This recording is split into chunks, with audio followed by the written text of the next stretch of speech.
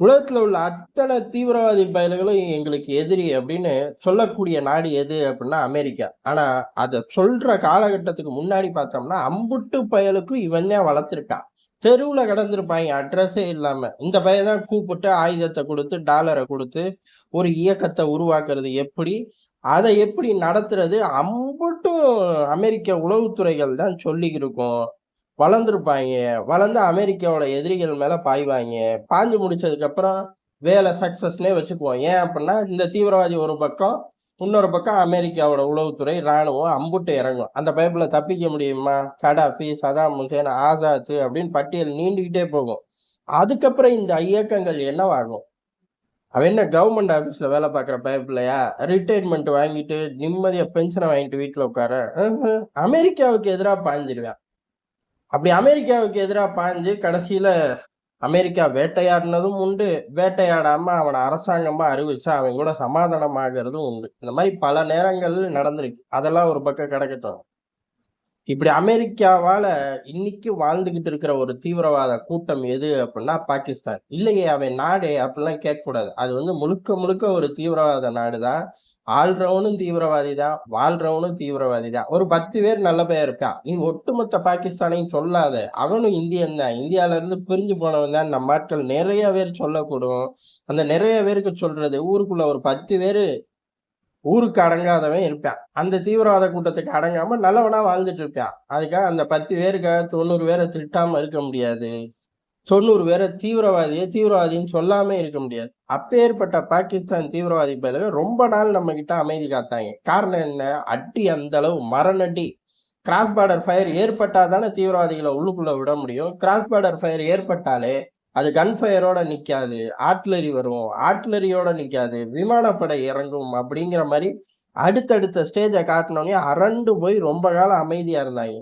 இது பத்தாது அப்படின்னு மர்ம நபர்கள் பாகிஸ்தானுக்குள்ள சுத்தி வரவும் பெரிய அளவுல வாழை சுருட்டிக்கிட்டு இருக்கிறத தவிர வேற வழியே இல்லை. காரணம் எங்கிட்டாச்சும் உட்கார்ந்து திட்டம் போட்டா மர்ம நபர்கள் வண்டியில நெத்தி போட்டுலே சுட்டுட்டு போயிடுறாங்க. படக்குன்னு ஹூஆரியும் தீவிரவாதியா இந்த டிக்கெட் அப்படின்னு சொல்லி கையிலேயே ஸ்பாட்ல கிழிச்சு தந்துட்டு போயிடுறாங்க. ஒரு மர்ம நபர்களை கூட அவர்களால பிடிக்கவோ கை காட்டவோ, முகம் எப்படி இருக்கும், தாடியோட வந்தானா தாடி இல்லாம வந்தானான்னு கூட சொல்ல தெரியல. அவ்வளவு ஷார்ப்பு. இதெல்லாம் ஒரு காலத்துல இஸ்ரேலோட உளவுத்துறைகள் தான் செஞ்சார்கள். இப்ப சமீப நாட்களா இந்திய உளவுத்துறை செய்யுது. தாறுமாறான மைலேஜ் எடுக்குது. நட்டிக்கு போய் உட்கார்ந்து இருந்தாங்க. இந்த காலகட்டத்துலதான் ஆசிம் முனீர் பதவிக்கே ஆபத்து. எது? ராணுவ தளபதி அச்சீத்து அப்படின்னு துப்புற அளவுக்கு பொதுமக்கள் மத்தியில பேரு போயிடுச்சு. அந்த பேரு போனதோட இம்ரான்கான் ஆட்கள் ராணுவ முகாம்குள்ளேயே இறங்கி அடிக்க ஆரம்பிச்சிட்டார்கள். இதுக்கு மேல இந்த பயல்களை ஆளணும் அப்படின்னா ஏதாச்சும் ஒரு பூச்சாண்டி வேலையை காட்டணும் அப்படிங்கறக்காக பெரிய அளவுல சிரமப்பட்டதான் பஹல்காம் தாக்குதலை திட்டமிட்டு நடத்தி முடிச்சாங்க.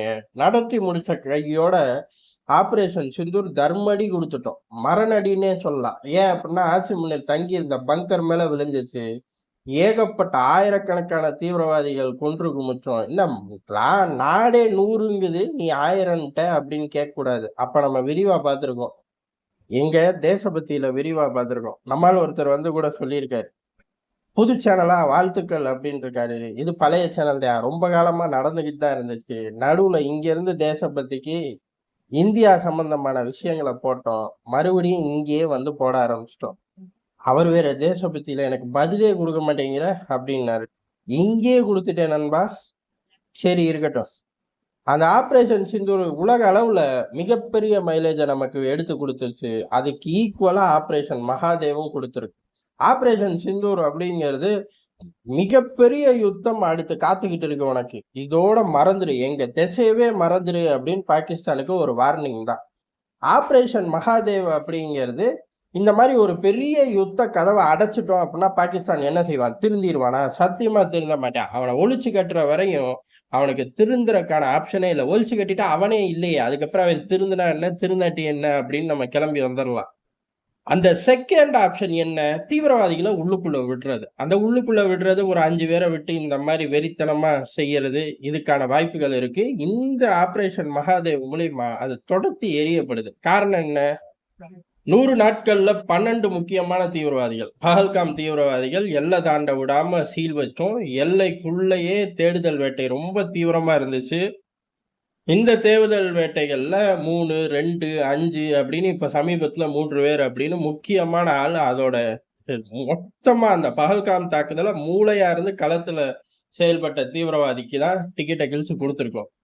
இந்த டிக்கெட்ட கிழிச்சு குடுக்கக்கூடிய விவகாரத்துல பயப்பிள்ளைகள ட்ரேஸ் பண்றோம். எந்த அளவுக்கு உள்ளூர் இன்ஃபார்மர், அதாவது உள்ளூர் மக்கள் தான் அங்க இன்ஃபார்மர்கள் பெரிய அளவுல ராணுவத்துக்கும், அங்க உள்ள காவல்துறைக்கும். அந்த சேனல் சிறப்பா செயல்பட்டிருக்கு. அடுத்த சேனல் அப்படிங்கிறது சீன கருவிகள் மூலியமா தான் இவனுங்க பெரிய அளவு பாகிஸ்தான்ல கம்யூனிகேட் பண்ணிக்கிட்டு இருந்திருக்காய்ங்க.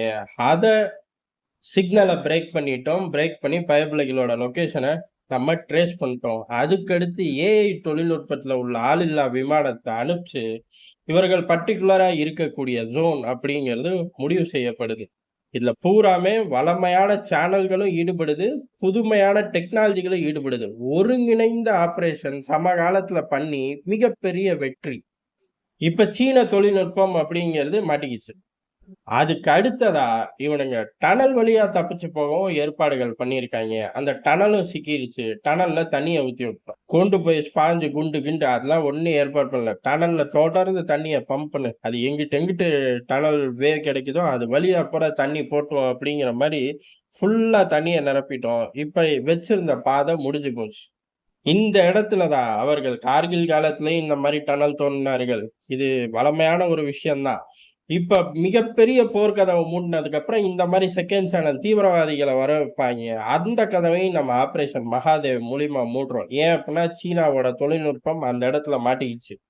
இப்ப கம்யூனிகேஷன் அடுத்தடுத்து நடக்கும்போது ஈஸியா பிடிக்கலாம். இதுலருந்து அப்கிரேட் வெர்ஷன், இதுலருந்து ஒரு 360 டிகிரி விலகி புதிய அப்கிரேட் வெர்ஷன்னு போவாய்ங்க. எல்லா இடத்துலயும் நம்ம ஆட்கள் நின்னு ஸ்பெல் பண்ணி அந்த ரேடியோ சிக்னல பிரேக் பண்ணுவார்கள். முடிஞ்சு போச்சா? 2வது அப்படிங்கிறது இந்த டனல் விவகாரம். 3வது அப்படிங்கிறது நம்ம பெரிய அளவுல ஏற்கனவே வளமையா அந்த பகுதி காஷ்மீர், ஜம்மு காஷ்மீர் மக்கள்கள் முழு ஆதரவு குடுக்கிறார்கள். மிகப்பெரிய அளவுல இன்ஃபார்மர்களா இருக்கார்கள்.